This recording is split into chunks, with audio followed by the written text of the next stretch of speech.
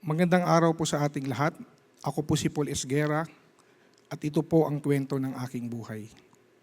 Lumaki po ako sa Mindanao kung saan PNP chief po ang aking tatay. Pang-apat po ako sa 5 magkakapatid at ang aking ina po ay tapat na tagapaglingkod sa Panginoon. Noong 14 anyos ako, unang natutong gumamit ng drugs. Marijuana, alak, at cough syrup.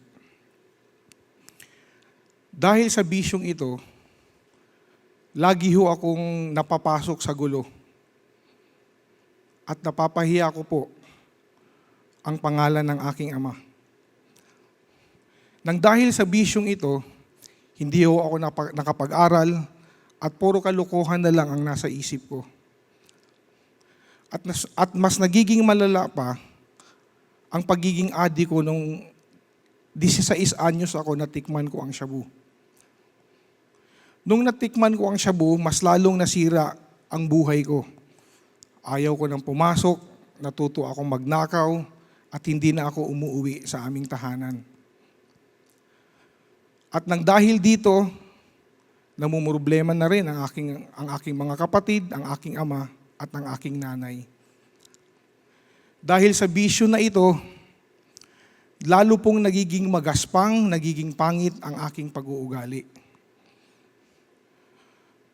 So dahil sa pag-uugaling yun, nakapag-desisyon ng aking pamilya na ako po ay ipasok na sa isang drug rehabilitation center.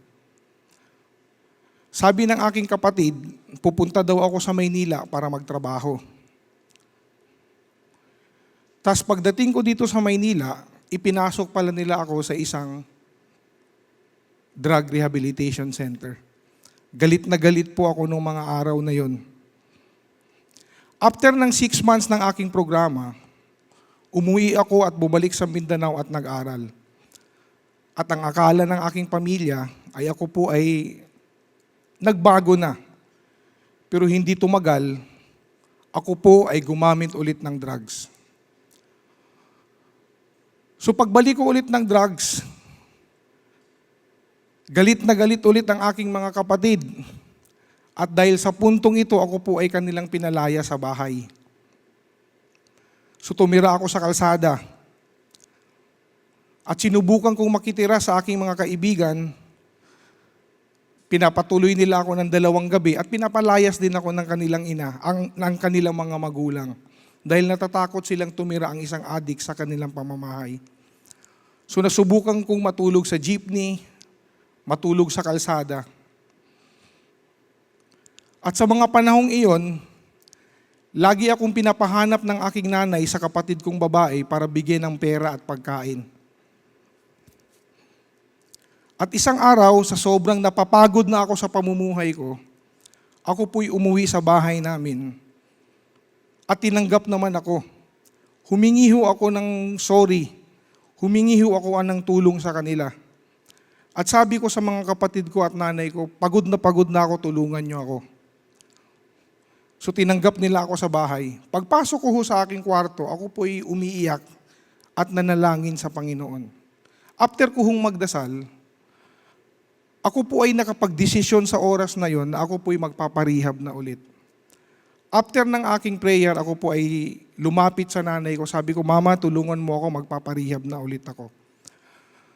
So year 2000, August 4, nirehab nila ulit ako dito sa Maynila sa isang Christian Rehabilitation Center. At sa araw na yon, dun ko nakilala at tinanggap ang Diyos sa buhay ko. Natapos ko po ang programa ng 1 taon. After ng 1 taon kong programa, ginawa po nila akong direktor sa rehab na yon ng 3 taon. After ng aking pagiging direktor sa rehab na yon, pinadala nila ako sa Indonesia para mag-missionary ng 2 taon. Nagpapasalamat po ako sa kabutihan ng Diyos sa buhay ko. Dati akala ko wala nang pag-asa, wala nang patutunguhan ng aking buhay. Pero sa kabila ng aking ginawa, sa kabila ng aking mga kasalanan, nung lumapit ako sa Diyos, hindi ho siya nagdalawang isip na natanggapin ako. Nung nakilala ko si Lord, hindi lang niya inayos ang buhay ko, Inayos pa niya ang relasyon ko sa nanay ko at sa mga kapatid ko. At binigyan niya rin ako ng makatuwang sa buhay at nakapagpakasal po ako sa wife kong si Nasha. Year 2008, ako po ay nalipat sa CCF. At year 2010, ako po ay nag-volunteer sa Biyahe Jail Ministry dahil meron din akong pusong abutin ang mga taong nakakulong. Year 2010, ako po ay dinala ni Lord sa Penwell House, isang drug rehabilitation center para sa mga drug addicts and alcoholics. Hanggang ngayon, doon po ako dinala ng Lord para maglingkod sa Kanya. So papuri po sa Panginoon dahil sa isang akala kong wala ng pag-asa, meron pa palang pag-asa sa Diyos. Dating nakatira sa kalye, dating wala ng tamang pag-iisip dahil sa droga, pero lahat po ito ay nagiging posible, may pag-asa at pagbabago ng dahil sa ating Panginoon. So papuri po at pasasalamat sa ating Diyos. Ngayon, tayo po ay magbabalik tanaw sa ating mga napag-aralan. Naalala niyo pa yung pinakaunang tinuro sa atin ni Kuya RB? Yan, pag-amin. Okay, sabi mo sa katabi mo, ano problema? Aminin mo, sabi mo, addict ako. Alam mo, diyan nagsisimula yan. Hanggat hindi ka umaamin, walang solusyon. Sabi nga ako, walang problema. Hindi wala pala. Alam mo kapatid, diyan tayo nagsisimula. Sa pag-amin, napakahalaga niyan. But bago tayo magpatuloy, manyayaan ko tayong lahat ay magsiyoko tayo manalangin. Panginoon, maraming salamat muli sa pagkakataon na ipinagkaloob niyo sa amin, kami makapagtipon, at muling pag-aralan ang iyong salita. Dalangin namin, Banal na Espiritu, na kayo ang mangusap sa bawat isa. Sa pangalan ni Kristo, kami nananalangin. Amen. Okay, nagsimula tayo sa pag-amin. Sabi nito, inaamin ko na ako ay walang kakayahang itigil ang paggamit ng droga at ang buhay ko ay kagulo. Pakisabi sa katabi mo, hindi mo kaya. Bumawi ka, ikaw rin hindi mo kaya. Pero, kaya ng Panginoon. Okay. Sabi rito, pag-asa, nalala nyo pa? Ang una, tayo umamin na hindi natin kaya. Ang pag-asa ito. Sinasabi sa salita ng Diyos na mahal ka ng Diyos. At hindi ka lang mahal ng Diyos. Kaya kanyang baguhin. So, pag umamin ka, kailangan mo ng tulong, tayo nakakasiguro na ang Diyos ay nagmamahal, higit na gusto kang tulungan ng Diyos. Ang tanong lamang, ikaw ba'y magpapasakop sa Diyos at hihingi ng tulong sa Kanya? Diyan nagsisimula ang pag-asa. Sinasabi rito, naniniwala ako na may Diyos na nagmamahal sa akin at siya lamang ang may kapangyarihang baguhin ako. Sabi nga, gusto kong bumait pero tama, hindi mo magagawa. Sapagkat Diyos lamang ang pwede magbago sa atin. Sabi sa John 1:12, ngunit, basahin natin, sabay-sabay tayo. Ang lahat ng tumanggap at nanalig sa Kanya ay pinagkalooban niya ng karapatan maging anak ng Diyos. Maaari ba? Matanong ko lang. Tayo po'y nakailang session na. 12 na ito. Maaari bang malaman, sino ba dito ang tumanggap na sa Panginoon bilang tagapagligtas at Panginoon na kanyang buhay? Maaari ba itaas mo yung kamay? Oh, praise God. Palakpakan mo natin lahat sila. Ano sinasabi ng Diyos sa salita niya? Pag ikaw ay tumanggap, ikaw ay inari na niyang anak. Ngayon at anak ka na ng Diyos. Anong dapat natin gawin? Sabi nga nila, like father, like son. O like father, like daughter, like father, like child. Kung ano ang ama, ganun din dapat ang anak. Kaya tayo pumunta rito sa paglilinis. Ano nililinis natin? Ang buhay natin. Kailangan po tayo umayos sapagkat tayo anak na ng Diyos. Lagi ko sinasabi, napakalaga, kilalanin mo sarili mo. Sapagkat kung sino ang pagkakilala mo sa sarili mo, yun ang ikikilos mo. Sabi mo sa katabi mo, anak ka na ng Diyos. High-five mo, kapatid. Tayong lahat ay magkakapatid na sa Panginoon. Gaya na sinabi ko, may lahi ka ng kalbo ngayon. Tayo ay magkakapatid. Okay ba yun? Okay. Sige. Sabi rito, aminin ang kasalanan sa sarili, sa Diyos, at sa isang taong pinagkakatiwalaan. Huwag mo naman basta ipangalandakan kahit kanino. Maghanap ka ng isang tao na masasabi mo maka-Diyos, na mapagkakatiwalaan mo. Una-una, dahil tayo nakakilala sa Diyos, gusto natin maglinis. Gusto natin ayusin ang buhay natin. Tayo anak na ng Diyos, ang banal na Espiritu ng Diyos ay nasa puso mo na. Aminin mo sa sarili mo ang kasalanan mo sa Diyos at sa isang tao mapagkakatiwalaan. Bakit? Sapagkat ibinibigay mo ang karapatan sa taong ito na ikaw ay i-check. Tulungan magbago. Yan, diyan mo makikita ang sensibilidad mo kung gusto mo talaga magbago. Aamin ka at hihingi ng tulong. Sa James 5:16, ang sinasabi rito, basahin natin sabay-sabay. Kaya nga ipagtapat ninyo sa inyong kapwa ang inyong mga kasalanan at ipanalangin ang isa't isa upang kayo'y gumaling. Malaki ang nagagawa ng panalangin ng taong matuwid. So, sa kagustuhan natin magbago, una-una, aminin mo sa sarili mo, sa Diyos, as isang tao mapagkakatiwalaan. Tuloy tayo. Ngayon, ang ating talalakayin ay ang pagpasa. Meron na akong tamang relasyon sa Diyos. Inamin ko na yung mali ko. Ngayon, alam mo kapatid, napakaganda nito, itong bahaging ito. Sapagkat hindi lang babaguhin ka ng Diyos, gagamitin ka pa niya para baguhin yung ibang tao. Sabi rito, bigyan pansin ang mga relasyon. Ibigay ang kapatawaran sa nagkasala sa iyo, humingi ng tawad sa mga kasalanan mo at ituwid ang pagkakamali maliban lamang kung makasasama sa iba. Ano yung sabihin nito? Ano na ginawa natin? Tayo ay umamin sa Diyos, isinuko natin ang buhay natin sa Kanya, at hinayaan niya, linisin tayo. Ngayon, titignan naman natin yung mga relasyon natin. Alam mo kapatid, dalawang bagay ang gustong gawin ng Diyos sa iyo. Tanggalin ang konsensya. Yung masamang nakaraan, matanggal na sa isip mo, pati kayo makasulong na. At pangalawa, yung mga galit sa puso, gusto niyang tanggalin yan. So dalawang bagay yan. Naalala nyo, nung ako'y nangaral dito, hiningi ko sa inyo, na ilista lahat ng inyong kasalanan at para sa tama, para maituwid ang iyong pagkakamali. So yung listahan ngayon, magagamit mo ngayon yan. Sabi rito, patawarin ang mga nagkasala sa iyo. Nagawa na natin dati yan, naisulat natin, nilagay natin sa loob o pinalipad pa. Alam mo ang pagpapatawad, sometimes, minsan inisip natin kailangan hingin. Ito hindi. Kahit hindi pa hinihingi, ibigay mo na. Bakit? Hindi kailangan na tayo ay magtago ng galit sa puso. Kailangan mong ibigay ang kapatawaran. Sinasabi sa Colosas 3:13, magpaumanhinang kayo at magpatawaran kung may hinanakit kayo sa isa't isa. Pinatawad kayo ng Panginoon, kaya't magpatawad din kayo. Paano ba tayo pinatawad ng Panginoon? Lahat ng pagkakasala natin, pinatawad na niya. At walang sumbat. Hindi niya na ibabalik yun. Ganon din po. Ngayon, maaari mong tanungin, gano'ng kadalas ko ba siya papatawarin? Paulit-ulit po.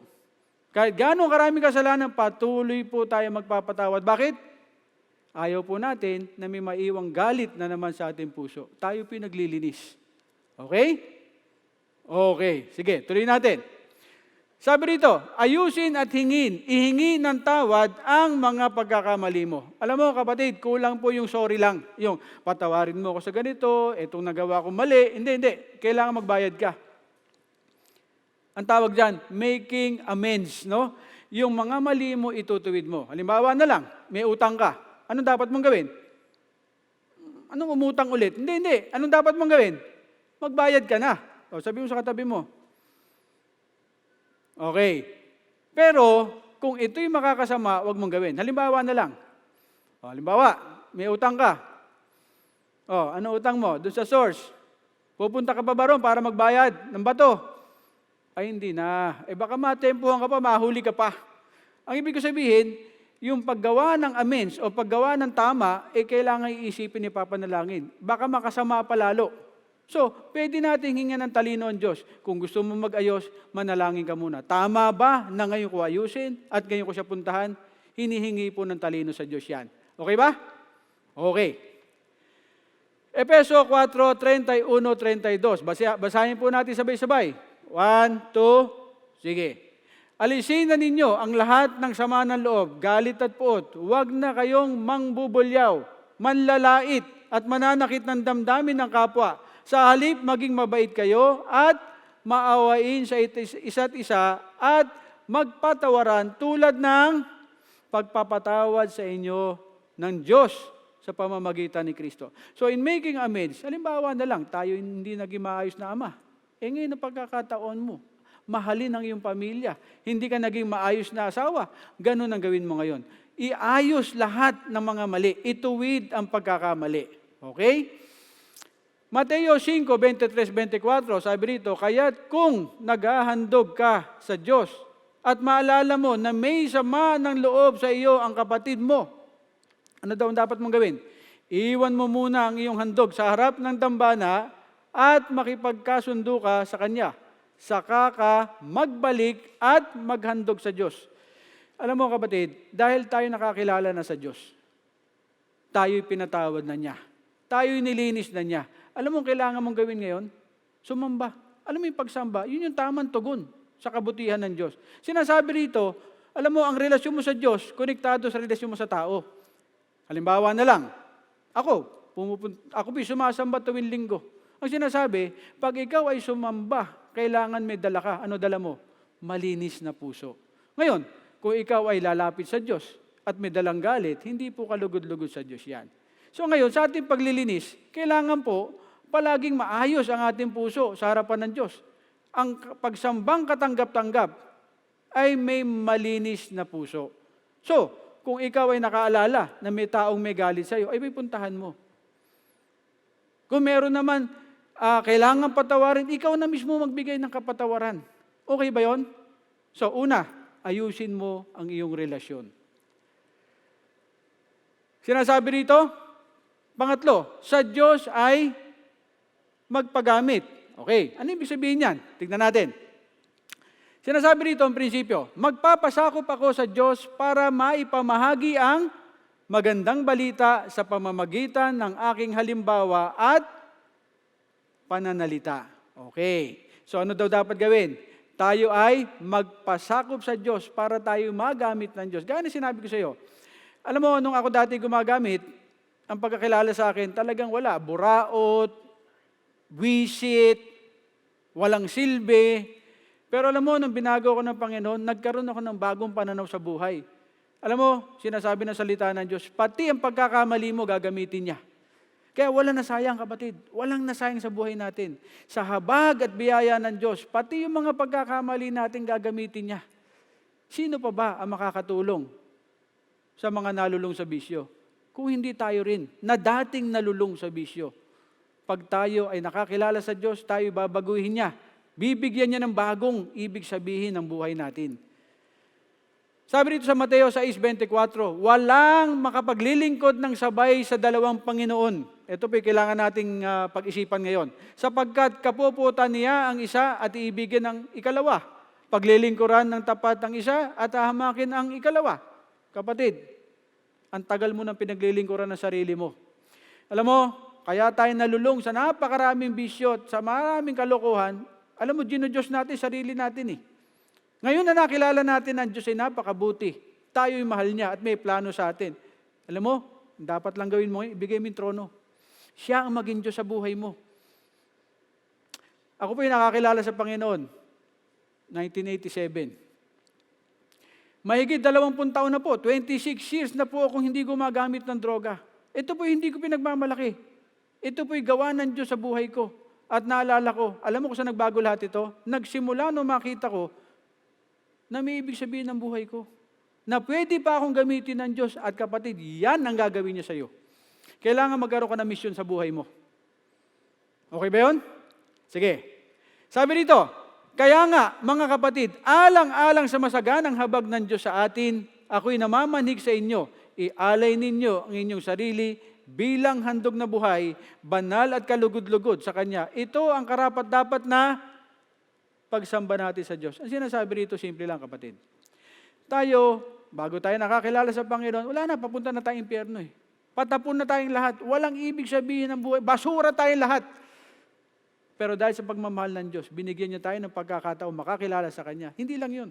Nililinis niya tayo at hindi lang yun. Gagamitin ka pa niya para maging kasangkapan niya sa kayusan ng maraming tao. Kaya sinasabi rito, bakit ko ihahandog ang buhay ko sa Diyos? Alang-alang sa masaganang habag ng Diyos. Paano ba naging mahabag ang Diyos? Kapatid, naikwento ko na sa inyo sa mga nakaraang mensahe. May mga kabarkada akong patay na. Hindi na nagkaroon ng pagkakataon magbago. Pero sigurado ko binigyan sila ng pagkakataon. Pero sa biyaya lang ng Diyos, na masumpungan kong ialay ang buhay ko sa Kanya, kapatid, ang Diyos ay tapat. Masusumpungan mo kabutihan ng Diyos, pero kailangan mong ialay ang buhay mo sa Kanya. Ibig sabihin nun, ibigay mo ang trono ng buhay mo. Pabayaan mo siyang mauna sa iyo. Ang Diyos ay mabait. May magandang plano siya sa iyo. Kaya lang, kailangan ka magdesisyon. Ialay mo ang buhay mo sa Diyos. Sa Juan 4:19, sabi rito, tayo umiibig sapagkat ang Diyos ang unang umibig sa atin. Alam mo, sa totoo lang kapatid, marami dito. Hindi natin alam ibig sabihin ng pag-ibig. Bakit? Tayo masyado makasarili. Alam mo, ang pag-ibig ay nagmumula sa Diyos. Sinasabi rito, tayo umiibig sapagkat unang umibig ang Diyos sa atin. Pati hindi naman tayo isang araw na nagising. Panginoon, magbabago. Hindi. Ang Diyos na rin na nabigay sa puso natin para tayo magbago. Kaya ka nandito ngayon. Kasi gusto ng Diyos baguhin ka. At gusto ng Diyos makilala mo siya. Diyos ng pag-ibig. Alam mo kapatid, yung puso mong matigas, yung puro galit at puot, papalitan niya ng pagmamahal yan. Diyos lamang ang pwedeng gumawa niya sa buhay mo. Kapatid, ito'y napakalapit sa puso ko, itong mensaheng ito. Sapagkat sa harapan mo ako'y tumatayo. Isa lang masasabi ko, napakabuti ng Diyos. At alam mo, hinahanap mo, tagal na kapatid, pagmamahal. Pagmamahal ng Diyos. Gagamitin ka ng Diyos para maging kanyang kamay, bibig at mata, para maipamahagi ang pagmamahal ng Diyos sa tao. Naisip mo ba yan? Sabi rito, una, patawarin ang mga nagkasala sa iyo. Pangalawa, ayusin at ihingi ng tawad ang mga pagkakamali mo. Pang-apat, sa Diyos ay magpagamit. At pang-apat pala ito, abutin ang mga nalulong sa droga. Okay. Okay ba yon? Medyo nalito na rin ako. Kayo ba'y nasisilaw din? Pareho ko. Okay. Tuloy natin. 2 Corinthians 1:4, basahin natin. Inaaliw niya tayo sa ating mga kapighatian upang makatulong naman tayo sa mga namimighati sa pamamagitan ng kaaliwang tinatanggap natin sa Kanya. Ang sinasabi rito. Alam mo, ito tinatawag na recycling the pain. Alam mo, lahat tayo dumaan sa hirap, sa sakit, sa sama ng loob. Ang sinasabi rito, ipinakita na sa atin ng Diyos kung paano tayo Kanyang niyakap at inaliw sa ating kalungkutan. Alam mo kung bakit? Sapagkat gagamitin ka rin ng Diyos to comfort other people. Kung ano yung pinagdaanan mo ngayon, kaya na sinabi ko kanina, pati yung pagkakamali, yung lungkot, sama ng loob, hirap, gagamitin ng Diyos yan para ikaw naman ang magbigay ng aliw, comfort sa ibang tao. Alam mo kapatid, may misyon ka sa buhay. Ako'y meron din. Hanggat hindi mo nakikita yan, magpapadala ka lang sa hangin. Tama ba? Kung ano uso, nandun ka. Kung sa may bato, nandun ka. Wala pong kwenta ng ganyang buhay. Dapat mabuhay ka ng may direksyon, may misyon. Sinasabi rito, sa Mateo 5:10, mapalad ang mga pinag-uusig dahil sa kanilang pagsunod sa kalooban ng Diyos, sapagkat makakasama sila sa Kanyang kaharian. Ano sinasabi rito? Alam mo, nung una po ako nag-share ng magandang balita, alam mo, sabi sa akin ng mga tropa ko, abay, may bagong tinitira to. Iba, tama nito. Tama ang Diyos. Minsan usigin ka lang, sabihin siguro wala, baka mangungutang lang yan, kaya kunyari may dalang Biblia. Kapatid, harapin mo yan. Hindi sila sanay na tayo makadiyos. Sanay sila na tayo ay adik. Okay? So pag ikaw ay nagsimula na ng bibigay ng buhay sa Diyos at magpagamit sa Diyos, asahan mo usigin ka nila. Pero sinasabi, mapalad ang pinag-uusig dahil sa kanilang pagsunod sa kalooban ng Diyos. Gusto kitang encourage kapatid. Alam ko marami na sa atin kinausap ng Diyos dito. Alam ko marami sa atin na nagbabago na ng puso. Kaya lang natatakot ka. Baka kung ano isipin nila. Kasi bilang, naku, napraning na ito, bumigay na. Nasira na ulo. Hindi po. Yan po'y asahan mo sapagkat may kalaban, ang dyablo. Ayaw niyang magamit ka ng Diyos. Pero kung alam mo, ang sinasabi ng Panginoon, usigin ka. Pero bibigyan ka niya ng kapangyarihan, magpatuloy sa pagsunod. Sa Acts 20:24, sinasabi rito, subalit walang halaga sa akin ang aking buhay, maganap ko lamang ang aking tungkulin at matapos ang gawaing ibinigay sa akin ng Panginoong Hesus, ang pagpapahayag ng mabuting balita tungkol sa kagandahang loob ng Diyos. Ano sinasabi dito? Alam mo kapatid, maganap ko lamang ang aking tungkulin. Alam mo ba kapatid, ikaw iniligtas ng Diyos para gamitin niya. Maging kasangkapan niya na ipamahagi ang magandang balita at yan ang magbibigay ng dahilan sa buhay mo. Yan ang magbibigay ng kaayusan at direksyon. Kapatid, hanggat wala kang misyon sa buhay, wala kang pupuntahan. Pakalat-kalat ka lang. Walang ibig sabihin ng buhay mo. Ang sinasabi rito, sa Galatia 6:1, mga kapatid, kung may mahulog sa pagkakasala, kayong pinapatnubayan ng Espiritu, ang matuwid sa Kanya. Gawin ninyo ito ng buong hinahon at mag-ingat kayo, baka kayo naman ang matukso. Ang sinasabi rito. Sino po dito ang tumanggap na kay Kristo bilang tagapagligtas at Panginoon? Muli, manyayahan ko, taas mo kamay mo. Yan. Lahat kayo nagtaas ng kamay, ang banal na Espiritu ay nasa inyo na. At ano sinasabi rito? Gawin ninyo ng buong hinahon at mag-ingat kayo. Tumulong. Ay lalayan yung mga nahuhulog, yung mga nalululong. Kaya nga lang, mag-ingat ka. Kasi baka ikaw rin ay mahulog. Alam mo, minsan nagawa ko yan eh. Sa kagustuhan ko, na yung barkada ko, ay makakilala kay Lord. Pinuntahan ko po sila doon. Doon sa pwesto. Aba, ako'y nagsimula magturo ng Bible. Aba, lahat ay tutok na tutok. Pero napansin ko, isa-isang nawawala. Naloko na ako, nagbabatakan. Alam mo, mali ang ginawa ko. Hindi dapat ako pumunta sa kanila. Kapatid, delikado po yan. Sa biyaya na lang ng Diyos, na pag-alis ko, nagkaroon ng hulihan, nahuli sila. Pansinin mo kung sabihin, na headline, pastor, nahuli ng bumabatak. Hindi ba nakakahiya yun? Kaya ibig kailangan, mag-ingat ka. Ipanalangin. Mag-ingat ka, pero gawin mo ang gusto ng Diyos na gagawin mo. Sila ay tulungan. At sinasabi rito sa 1:10, kaya lamang pupunta rito ang magnanakaw ay upang magnakaw, pumatay at magwasak. Naparito ako, si Jesus mismo, si Kristo ay naparito, upang ang mga tupay magkaroon ng buhay, isang buhay na ganap at kasiyasiya. Napakahalaga nito. Kapatid, alam mo, gaya ko, matagal na tayo niloloko ng demonyo. Tayo pinaiikot, pinoponching. Para saan? Masira, mawasak at nakawin. Alam mo, ang Diyos ay napakagandang plano sa iyo. Isang buhay na kasiyasaya at may ibig sabihin. Alam mo kapatid, may kwento ko lang. Marami na akong kaibigan na namatay. Kabarkadang nasira ang ulo. Pamilyang nagulo. Bakit? Isang kadahilanan, ang demonyo'y kumikilos, ginagamit niya shabu, droga, kasakiman, pera, at anumang bagay para lang sirain, wasakin ka at patayin. Ngayon nakita natin ang katotohanan. Sinasabi nga, ang katotohanan na magpapalaya sa atin. Alam mo, 12 beses na tayo nagkikita rito, nakita natin lahat ng katotohanan na salita ng Diyos. Pero ang desisyon nasa iyo pa rin eh. Ikaw ba yung magpapatuloy na magpapaloko? O tatanggapin mo ang pagmamahal ng Diyos at plano niya sa iyo? Buhay, hindi lang buhay, buhay na ganap at kasiyasiya. At dalangin ko kapatid, tunay nga, ialay mo buhay mo sa Diyos at hindi ka magsisisi. Yan, ako'y nakakasiguro. Ako po'y isang patotoo ng buhay na binago ng Diyos. Hindi ko po ito pinagmamalaki. Sa biyaya lang ng Panginoon ito.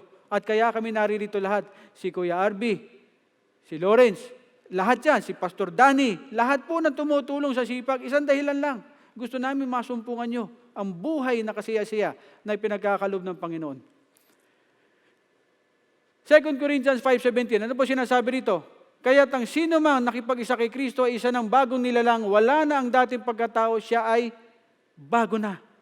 Tingnan mo katabi mo, sabi mo, magbago ka na. O nagbago ka na ba? Tanong mo, ano binago mo? Baka pwesto lang. Hindi kapatid, bago ka ng nilalang. Kailan nagsimula yan? Nung tinanggap mo si Kristo bilang tagapagligtas at Panginoon, ikaw ay ginawa niya ng bago. Alam mo, napakalaga kapatid ko, no? Pagkakakilala mo sa iyo, yan ang kikilos mo. Kung sa tingin mo adik ka, ay patuloy ka magdadrugs. Kung sa tingin mo siga ka, mga away ka. Kung sa tingin mo ikaw si Adonis, ay lahat ng babae liligawan mo. Kapatid, may bago ka ng katauhan. Sinasabi rito, ang nakipag-isa kay Kristo ay bago na nilalang. Bago ka na nilalang. Hindi na bagay sa iyo ang kawalanghiyaan. Hindi na bagay sa iyo ang droga. Alam mo bakit? Ikaw ay nakipag-isa na kay Kristo. Isa kang anak ng Diyos. 2 Corinthians 5:19, ang ibig kong sabihin, ang tao'y ibinibilang ng Diyos na kanyang kaibigan sa pamamagitan ni Kristo at nililimot na niya ang kanilang mga kasalanan. at ipinagkatiwala niya sa atin ang balitang ito. Napakalaga. Lahat ng tao ay may misyon sa buhay. Ang sinasabi rito, ikaw nakipag-isa kay Kristo, ikaw ngayon ay ambassador. Ano yung sabihin ng ambassador? Representative, ikaw ang gagamitin ni Kristo para sa lahat ng mga nalulong sa bisyo. Lahat ng nasa dilim para dalhin sila at akayin sa liwanag. Kapatid, wala nang mas mahalaga pa dyan. Yan ang pinaka-importanting pwedeng gawin ng isang tao. Madala mo ang tao sa liwanag na galing sa dilim. Kaya't ako'y sugo ni Kristo, parang ang Diyos na rin ang namamanhig sa inyo sa pamamagitan ko, makipagkasundo kayo sa Diyos. So ano sinasabi ko? Ngayon na nakakilala ka na sa Panginoon, inamin mo na hindi mo kaya, naniwala ka, mahal ka ng Diyos, at kaya kanyang baguhin, tinanggap mo siya bilang tagapagligtas at Panginoon ng buhay mo, at tunay nga, binabago ka niya, simula sa puso hanggang sa iyong salita, sa iyong gawa. Pati ang iyong mga relasyon ay inayos na niya. Isang bagay na lang, kapatid, magpagamit ka sa Diyos. May misyon ka sa Panginoon na gamitin niya maging instrumento ng kanyang liwanag, ng kanyang kapayapaan at pagmamahal. Sa ating pagsasara, sinabi dito sa unang 1:3-18, mga anak, huwag tayong umibig sa pamamagitan ng salita o wika lamang. Ipakita natin ang tunay na pag-ibig sa pamamagitan ng gawa. So sa lahat ng ito, natutunan natin, kapatid, gumalaw ka na. Magsimula na yung pagbabago. Simula ng pag-asa. Kaya sipag. Pag maalala mo, sipag, magsipag ka na. Kumilos ka na. May bagong ibig sabihin na ang buhay mo. Hindi ka na pareho ng dati. Bago nilalang ka na. At yan ang pag-asang dala-dala natin. Kaya sinasabi rito, ano na ibig sabihin ng bato? Bawal na gamot, ayaw ko na. Tutulong na ako sa pagbabago. O Diyos ko, sa pag-ibig at kalakasan mo. Alam mo, kapatid, kung ito'y isa sa puso lang at gagawin natin, maniwala ka. Magbabago po. Maging ang ating bayan. Makikilala ng mga tao ang pag-ibig ng Diyos. Manyayahan ko tayong lahat ay magsiyoko, tayo manalangin. Panginoon, maraming salamat po. Tunay nga, ang iyong salita, ang iyong banal na Espiritu ay kumikilo sa amin. Salamat, Panginoon, na kami iyong pinatawad, nilinis, at patuloy niyong inaayos ang aming buhay. At hindi lang yun, Panginoon, kami po inyong gagamitin pa sa iyong kaluwalhatian. Salamat, Panginoon, sa napakagandang pangako ninyo. Salamat na lahat ng iyong salita ay matutupad. Itinataas ko ang bawat isa rito.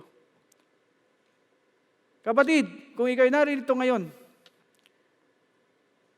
at naintindihan mo ang mensahe ng Diyos sa iyo, na gusto mo sumunod sa kanyang kagustuhan na magpagamit sa kanya, habang lahat ay nakapikit na kayo ko, maaari bang itaas mo yung kamay?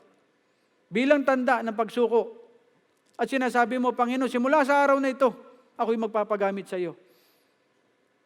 Ipagpapatuloy ko ang bagong buhay na ibinigay mo sa akin, na makapagbigay din ng kinabukasan sa ibang tao. Taas mo kamay mo. Nakikita ng Diyos yan. Salamat, kapatid. Salamat, kapatid. At ito'y pagpapatuloy natin. Sa ating pagwawakas ng session na ito, magpapatuloy at dalangin ko, kasama ka na tumutulong sa second batch, sa susunod na batch ng 12 sessions, na ikaw ay magiging kaagapay, katulong sa pagsulong ng salita ng Diyos. Panginoon, itinataas ko po ang bawat isa na nagsuko ng kanilang buhay at nagbigay ng kanilang sarili para iyong gamitin. Patnubayan po sila, pangalagaan. Panginoon, puspusin kami lahat ng iyong banal na Espiritu. Allow us, Lord, to experience the peace and the joy of your salvation. Salamat, Panginoon. Maluwalhati ang pangalan mo. Sa pangalan ni Kristo, at ang lahat ay nagsabing, Amen. Palakpakan po natin ang Panginoon. Praise the Lord! Salamat po. Magandang araw po sa kanilang lahat.